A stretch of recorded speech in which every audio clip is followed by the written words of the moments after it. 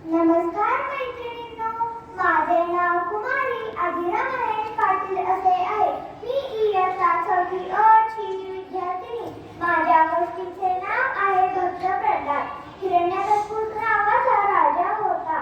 त्याने कडक तपश्चर्या करून देवाला प्रसन्न केले आणि त्याच्याकडून वर मागून घेतला की त्याला माणसाकडून किंवा प्राण्याकडून दिवसा किंवा रात्री घरात किंवा घराबाहेर कोणत्याही अस्त्राने किंवा शस्त्राने मरण येणार नाही. देवाने तथास्तु म्हणत वर दिला. वर मिळाल्याबरोबर हिरण्यकशिपू फार गर्विष्ठ व क्रूर बनला.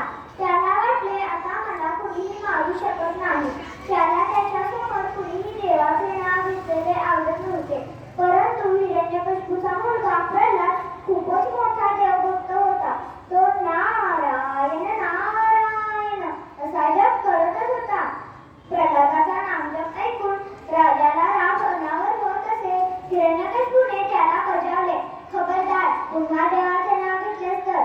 प्रल्हादाने नारायण नारायण असा जप सुरूच ठेवला. हिरण्यकशिपूने शिपायांना आज्ञा केली, प्रल्हादाला पर्वताच्या उंच खोल दरीत ढकलून द्या. शिपायांनी तसे केले, पण प्रल्हाद घाबरला नाही. तो खाली पडत असतानाही नारायण नारायण असा जप करतच होता.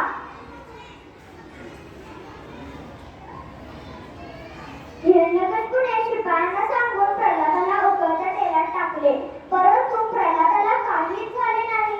त्याच्या मुखातून नारायण नारायण असा जप सुरूच होता. प्रल्हादाच्या स्पर्शाने उकळते तेल थंडगार झाले.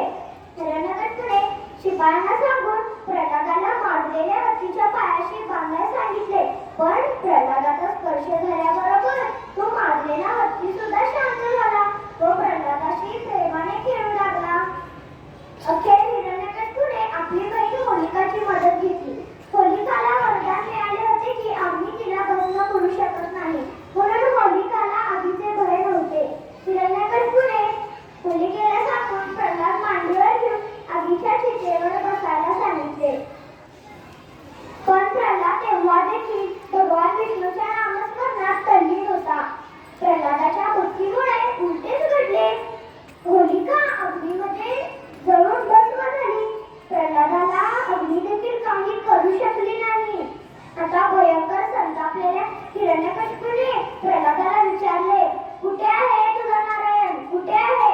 प्रल्हाद म्हणाला, माझा नारायण सगळीकडे आहे. सगळीकडे, मग या खांबातही आहे का? प्रल्हाद म्हणाला, हो हो, माझा नारायण हा खांबातही आहे. हिरण्यकशिपूने चवतळून त्या खांबाला लाथ मारली. त्याबरोबर मोठा कडकडाट झाला. तो खांब धुंबकला आणि त्यातून नरसिंह प्रकटले. त्यांचे तोंड सिंहाचे होते आणि शरीर माणसाचे होते, म्हणजे माणूसही नाही किंवा प्राणीही नाही. ही सायंकाळीची वेळ होती, म्हणजे दिवसही नाही किंवा रात्रही नाही. नरसिंह हिरण्यकशिपूला आपल्या